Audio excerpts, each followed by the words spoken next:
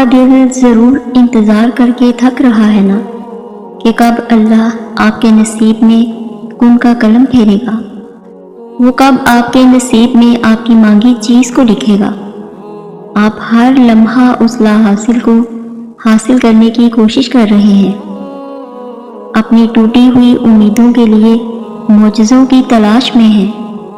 تو کیا آپ یہ جانتے نہیں کہ وہ سنتا بھی ہے، جانتا بھی ہے، دیکھتا بھی ہے اور دیتا بھی ہے؟ ہر بات کا علم ہے اللہ کے پاس۔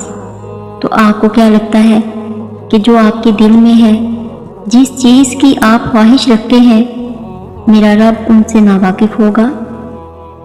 کچھ دروازے یا کچھ راہیں جب اللہ بند کر دیتا ہے تو ہمیں لگتا ہے جیسے وہ ہمیں سزا دے رہا ہے، ہماری دعا نہیں سن رہا، جو ہمیں چاہیے وہ سمجھ نہیں رہا۔ جبکہ کچھ راستے اللہ ہماری ہی بہتری کے لیے بند کرتا ہے، کیونکہ آگے جا کر ان سے ہمیں بہت زیادہ تکلیف ملتی ہے۔ یہ سزا نہیں ہے، بلکہ یہ تو اللہ کی محبت ہے، حفاظت ہے، کیونکہ وہ ہمیں مسلسل تکلیف میں نہیں دیکھ سکتا۔ ہمارے فیصلے ہماری چاہت کے مطابق ہوتے ہیں، جبکہ اللہ کے فیصلے ہماری بہتری اور ضرورت کے مطابق ہوتے ہیں۔ لیکن ہم یہ بات اکثر بھول جاتے ہیں کہ اللہ قرآن میں فرماتا ہے، ہم دیکھ رہے ہیں بار بار تمہارا آسمان کی طرف منہ کرنا، تو ضرور ہم تمہیں پھیر دیں گے اس کی طرف جس میں تمہاری خوشی ہے۔ انسان تو بس ایک کچا منصوبہ ساز ہے، ہم خود ہی خود کو تکلیف میں رکھتے ہیں، ورنہ وہ تو بڑا مہربان ہے۔ اور جانتے ہیں، تھک جانا برا نہیں ہے، مایوس ہو جانا برا ہے، بہت برا ہے۔ اور مایوس انسان تب ہوتا ہے جب اسے اللہ کی طاقتوں پر، اس کی رحمتوں پر یقین نہیں رہتا، اور جب وہ یہ بات بھول جاتا ہے کہ جس نے یہ حالات پیدا کیے ہیں وہ یہ حالات بدل بھی سکتا ہے۔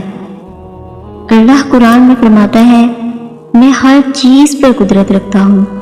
تو یہ جان رکھیں کہ زندگی میں معجزات ہوتے ہیں، اور میرا رب معجزے انہی کے لیے کرتا ہے جو صبر کے ساتھ اس سے بار بار مانگتے ہیں۔ اگر آپ مایوس ہونے لگیں یا تھکنے لگیں تو تہجد کے سجدوں میں آنسو بہا کر مانگ لیں، وہ آپ کو خالی ہاتھ ہرگز نہیں لوٹائے گا۔ اور دعا کی قبولیت کی نشانی اس سے بڑھ کر اور کیا ہوگی کہ آپ کو صبر کا عطیہ ملتا ہے۔ جب آپ کسی چیز کے لیے دعا مانگتے ہیں اور وہ جلد ہی حاصل نہیں ہوتی تو آپ مایوس نہیں ہوتے، بلکہ صبر سے کام لیتے ہیں۔ یہ اللہ کی حکمت ہے کہ آپ کو کچھ وقت انتظار کرنا پڑتا ہے، اور یہ انتظار آپ کے لیے ہی بہتر ہے۔ دیکھو، ہر چیز انسان کے بس میں نہیں ہوتی، بلکہ کوئی بھی چیز انسان کے بس میں نہیں ہوتی جب تک اللہ نہ چاہے۔ پھر اس سے مایوس کیوں ہونا؟ جس کے حکم کے بغیر پتا بھی نہیں ہل سکتا، اور جس کے ایک حکم پہ یہ کائنات بنا دی گئی اور ایک ہی حکم پہ یہ ختم بھی کر دی جائے گی، تو مایوس کیوں ہوتے ہو؟ مایوس تو وہ ہوتے ہیں جن کے پاس اللہ نہیں ہوتا۔ ہمارے پاس تو اللہ ہے، ہمارا آخری اور واحد مددگار۔ اللہ یقین والوں کے لیے راستے بناتا ہے۔ اور کیا آپ جانتے ہیں کہ یقین والے کیسے ہوتے ہیں؟ کہ جب ان کی دعائیں ان کے ہی مخالف ہو جائیں، وہ تب بھی اللہ سے مانگنا نہیں چھوڑتے۔ ایسا یقین کہ جب ساری دنیا ان کی آنکھوں کے سامنے بکھرتی ہوئی دکھائی دے رہی ہوتی ہے، اور وہ تب بھی آسمان کی جانب دیکھ کر کہتے ہیں، یا اللہ، ہمیں پتہ ہے تو ہمیں تھام لے گا۔ تو بتائیں، کیا آپ اتنا یقین رکھتے ہیں اس پر کہ اپنے منصوبوں کو اس کے منصوبوں کے لیے ترک کر دیں؟ نہیں، آپ تو فوراً ڈر جاتے ہیں اور پھر رو رو کر کہنے لگتے ہیں کہ اللہ نے تو میری دعائیں سنی ہی نہیں۔ بھول گئے ہیں نا کہ اللہ کہتا ہے کہ تم کیا سمجھتے ہو کہ تم کہو گے میں ایمان لایا اور پھر تم آزمائے نہ جاؤ گے؟ جان مارنی پڑتی ہے تب جا کے اللہ ملتا ہے۔ یقین کی کڑی آزمائش کاٹنی پڑتی ہے، پھر جا کے مجھ سے ہوتے ہیں۔ آپ کی دعائیں کب کہاں کیسے پوری ہوں گی آپ نہیں جانتے، نہ جان سکتے ہیں۔ آپ کو کامیابی کس مقام پر نصیب ہوگی آپ کو نہیں پتا، مگر ایک بات جو یقینی ہے وہ یہ ہے کہ آپ کا رب دعائیں ضرور سنتا ہے۔ جو بھی دیر ہو رہی ہے وہ آپ کے حق میں بہتر ہے۔ وہ آپ کے دل کے ہر خیال سے واقف ہے۔ وہ بہت محبت کرنے والا رب ہے۔ وہ آپ کو حالات سے ہارنے نہیں دے گا۔ آپ کی دعائیں قبولیت کے درجے پر ہے۔ دعا آپ کا نصیب بدل سکتی ہے۔ آپ کے نزدیک جو بھی کام ناممکن ہے وہ سب ممکن ہے۔ وہ سب ہو سکتا ہے اور ہوگا، اور ضرور ہوگا۔ ایک دن آسمان پر آپ کی دعاؤں کی قبولیت کا ستارہ چمکے گا۔